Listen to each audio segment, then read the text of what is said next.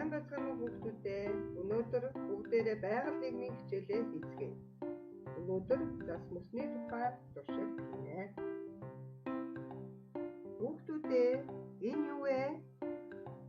Тийм ээ. Насан хүн байна. Насан хүн яаж байна? Хайрж байна. Яагаад вэ гэвэл өвлийн үлрэлт зас ордог. Өвлийн дараа хавар болоход цаг агаар дулаарч нарны өвч нэмэгддэг. Ингээд цас хайрч бос болно.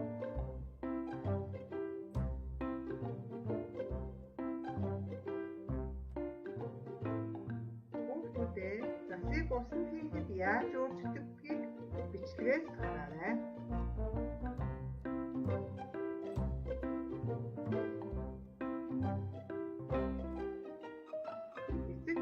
Та бүхэн хүүхдүүдтэйгээ хамтран зас мөсний туршилтыг туршиж үзээрэй.